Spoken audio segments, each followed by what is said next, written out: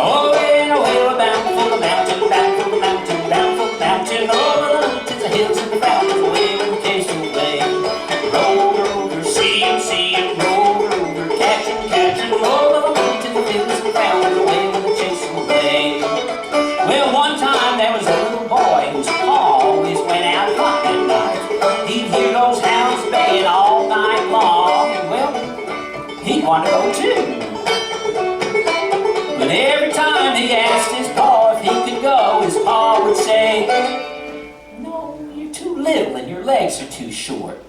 You'd get left behind and we'd have to go back and get you. Better wait till you're a little bit older." But that little boy, he begged and pleaded and begged and pleaded and pleaded and begged and pleaded until finally his father said, "All right, you can go when you're 8 years old." Probably thought his little boy would forget all about it, but he didn't. He counted the days, one after another after another. He thought about that every single day until he was 8 years old. And on that morning, he stood before his father. He said, "Pa, I'm 8 years old today." "Happy birthday," said his father. "No," he said, "you said when I was 8 years old you would take me hunting with you." "Well, I did," said his father. "That's true. But you know, those hunting dogs are really fast and your legs are really short. If you get left behind, we're not going to come on back and get you. You'll have to find your own way home, out in the dark." "Well, that's all right," said the little boy. He said, "I'll bring along my horn, and if I get lost, why, I'll blow it, and old Blue, the lead hound dog, he'll come and get me." "Oh, Blue, where are you?" You can try that with me if you like. "Oh, Blue, where are you?" "Well, all right," said his father.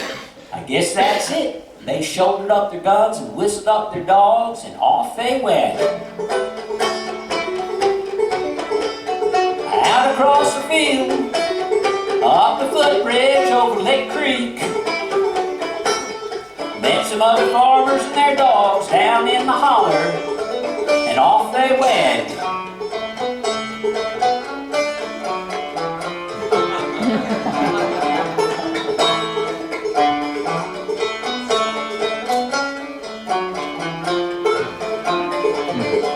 That little boy, he was doing okay for a while. He was keeping up.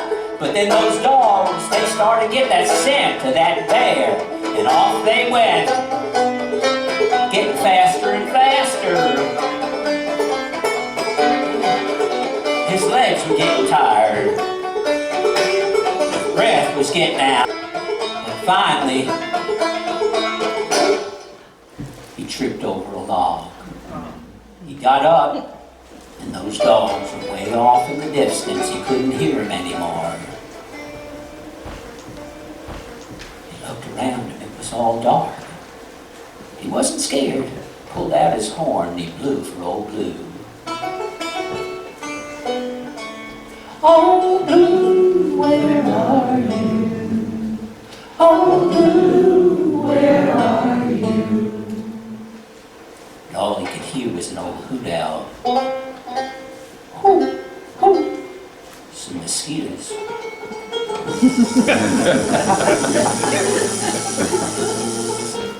An old bullfrog.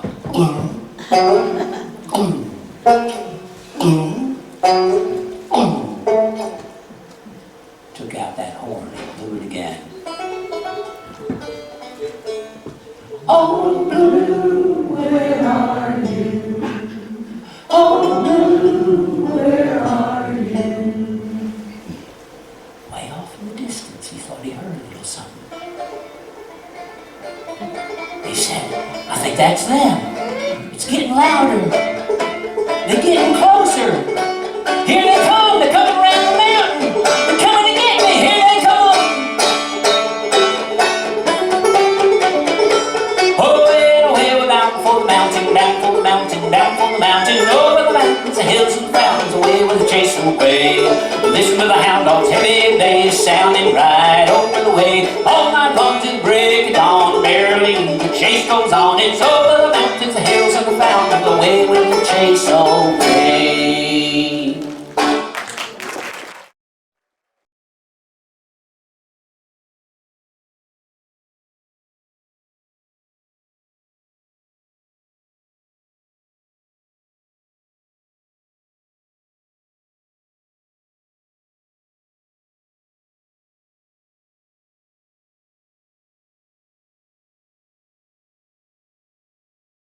There's an old tall tale called The Split Dog. I've heard it all my life, and I never paid much attention to it until I started twisting balloons, and then I saw that the balloon would make a perfect prop for this story. Yep. Now, let me get you to sing along with me for just a second. Gonna start off with a little song called I Had a Dog and His Name Was Blue. It goes like this. I had a dog and his name was Blue. I had a dog and his name was Blue. I had a dog and his name was Blue. I bet you $5 he's a good dog too. Here, Blue, you good dog, you. Try that with me. Here, Blue, you good dog, you. Well, I shouldered my gun and I tooted my horn. Gonna catch a possum in the new ground corn. Old Blue barked and I went to see. He cornered a possum in a cinnamon tree. Here, Blue, you good dog, you. Here, Blue, you good dog, you. Well, now, old Daniel Boone had a dog named Blue, and he was a good sniffer. He could stick his nose down on the ground here in Cary, and he could smell a raccoon over in Asheville. Well, one day, they were running across a field of tall grass, and old Blue, he was leaping high so he could see where he was going.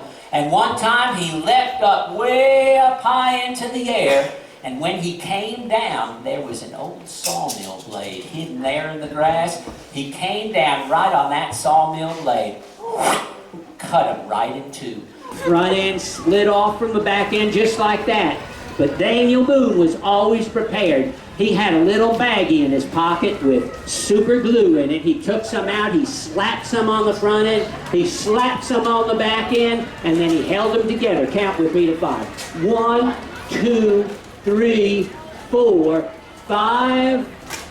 Blue was all back together again. He barely missed a heartbeat. He blinked his eyes a couple of times. Whoop, whoop. He barked. He was ready to go. Well, he was almost ready to go. You see, there was one small mistake that Daniel made. He was in such a hurry to get them back together again that, well, you tell me if you know what he did that kind of caused the problem. He put him to, what did he do? He put his tail on upside down. Oh my God, you're thinking that poor hunting dog, aren't you? That's what you're thinking, aren't you? Go ahead and admit it. You're thinking, that dog ain't gonna hunt no more possum, aren't you? Say that, that dog ain't gonna hunt no more possum. Well, you're wrong. Because you see, old Blue, he was a clever dog and he was very, very persevering. He learned to run on his front legs. He just watched old Daniel and he copied him. He'd run alongside old Daniel, but he had one advantage. When his front legs got tired, why, he just flipped over and back legs. That's the story of it.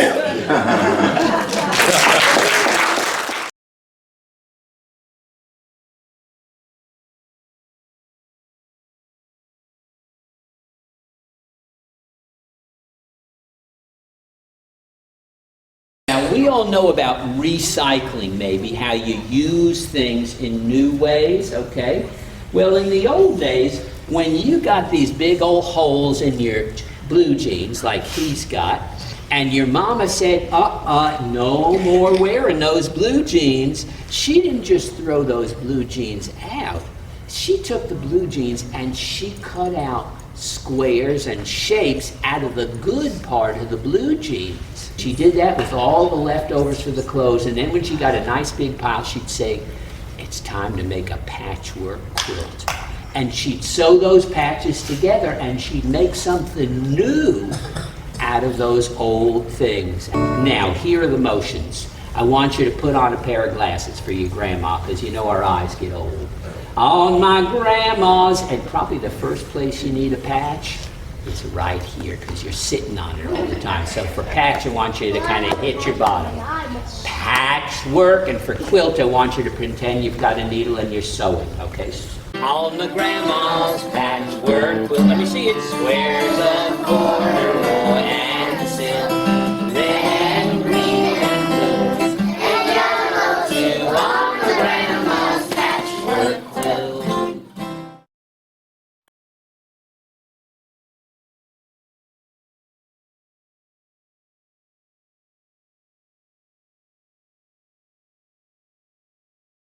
I wish I was a mole in the ground. Sing it again. Oh, I wish I was a mole in the ground. Oh, you sing great. If I was a mole in the ground, I'd root that mountain down. And I wish I was a mole in the ground.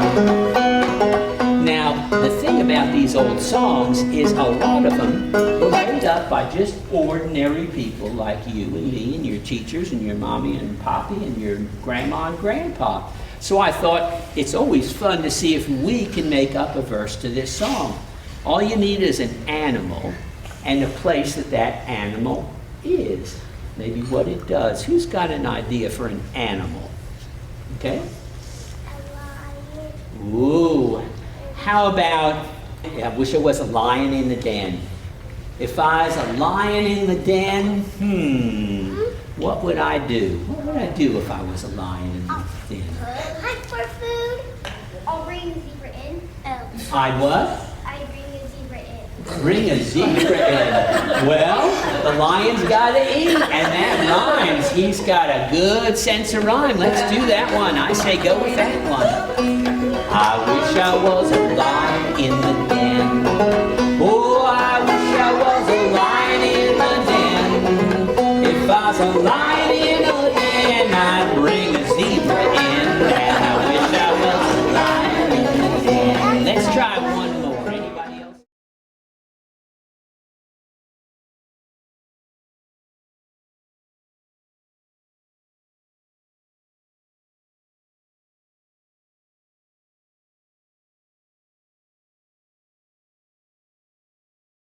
Let's go down to where my wife comes from in Latin America. Latin America is all these countries where they speak Spanish or Portuguese, okay?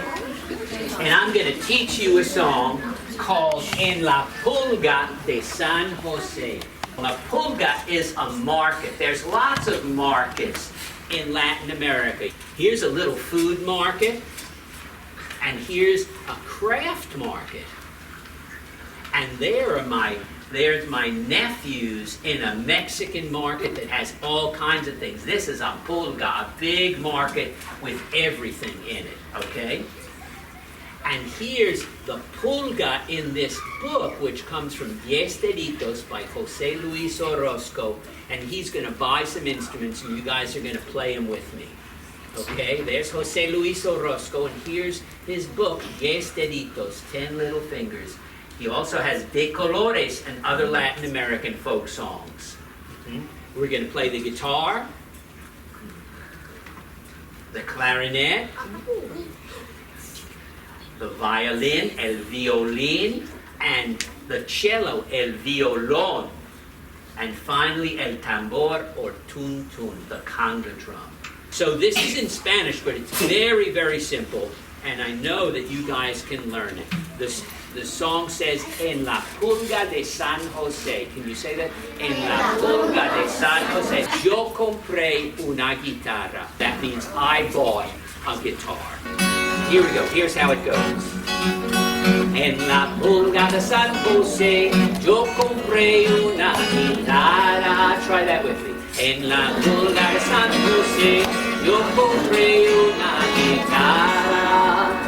Okay, here's your guitar. Hold up the neck with one hand, strum with the other.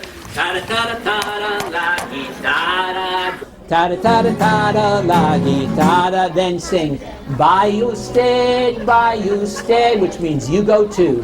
By usted, a la pulga de San Jose. Tun, tun, el tun, tun. Lon, lon, violon. Lean, lean, violin. Nette, nette, nette, clarinette. Tada, tada, tada, la guitarra. By usted, a la pulga de San Jose. By usted, a la pulga de San Jose. Very good.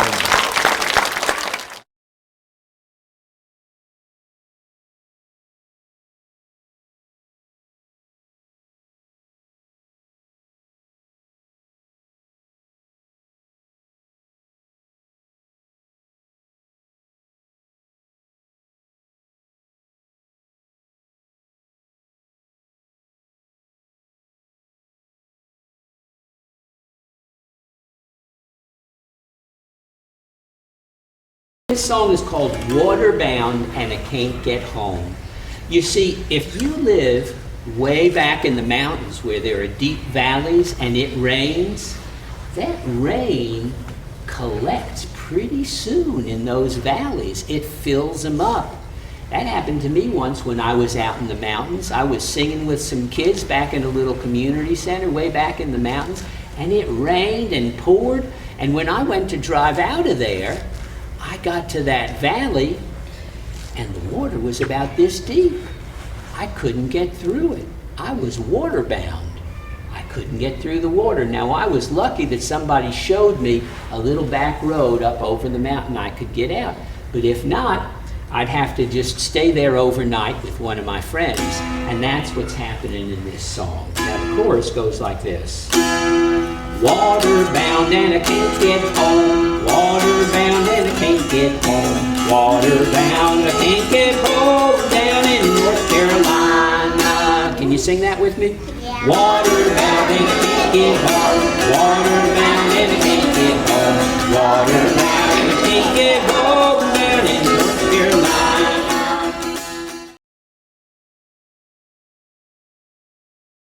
Oh, pirate stuff. I know you like pirate stuff, don't you? Everybody thinks pirates are fascinating. Yeah, well, there's some good, silly pirate stories, and then there's some real stuff. Let's start with some silly stuff, okay? So, here is a pirate sword. But you gotta be careful with these. These are very sharp, so be careful how you use them. I don't want to hear that, you know, somebody was in the hospital because Mr. Sundell made them a sword and they accidentally cut off their sister's arm or something like that.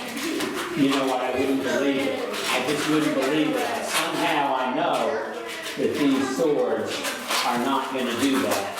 But they are fun. They are fun. And there it is. There's a pirate sword for you. Little crooked.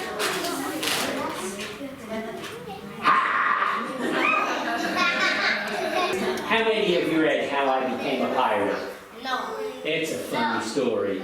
It's about a boy who's out digging a sandcastle one day, and some pirates come by and they see him and they say, "We need you to dig us a hole for our buried treasure. You look like a really good digger," they say to the boy. And he says, "You want me to dig for some buried treasure?" He says, "I'm your man." Off he goes with the pirates. There he is in the gold. Has a good time with them. Boy, he doesn't have to say please. He doesn't have to say thank you.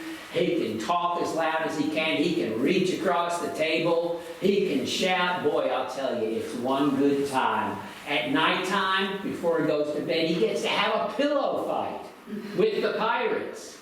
But there's a hitch. When he wants to get tucked in, you know what they tell him? They say, "No talking. Pirates don't talk." Well, he says, "How about a book?" Pirates don't read. Oh boy, he thinks, maybe I made a mistake about these pirates. He said, "I want to go home."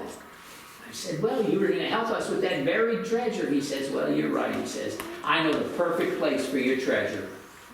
Where is he going to bury that treasure? At his house. At his house, that's right. That's a good book. You should read it. It's a lot of fun. Here's my favorite one, though. Edward and the Pirates. Not quite as funny, but kind of funny in a quiet way.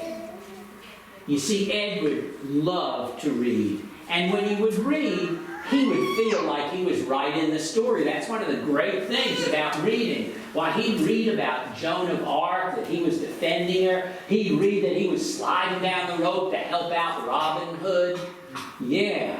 And one day he was over at the library and there were some men watching him. He didn't see them. What kind of men were they? Pirates. They were pirates, exactly. And that night they showed up in his bedroom. And you know what they wanted? They wanted his book. He had a book about buried treasure.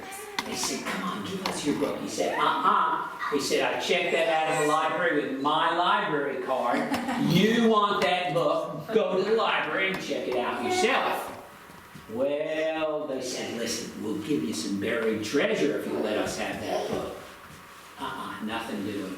They said, listen here, you're going to have to walk the plank if you don't give us that book. Pirate captain pulled out his sword. He said, you better watch it, you're going to wake my mommy. Sure enough, in comes his mom, looking a lot like Joan of Arc, and pins those pirates right against the wall. Whew, that little boy felt sorry for him. He says, Mommy, he said, I don't think it really meant anything. He said, they just want this book. Here, I'll tell you what. He says, okay, I'll let you borrow it for a little bit if you bring it back to me. Well, he hands it over to the pirate captain. The pirate captain takes that book and he kind of turns to the rest of the pirates and they kind of get in a huddle and they talk for a minute. And then the pirate turns around and he hands that book back to Edward. They can't read, he says. They can't read. So, Edward, being a nice guy, he reads the book to him. His parents say, now don't stay up too late. Make sure you don't stay up too late. I guess she's not scared of those pirates. They're just storybook pirates anyway. They won't do much harm. And that's the story of Edward and the Pirates. What do you think? I like it. I like it too. It's one of my favorite books.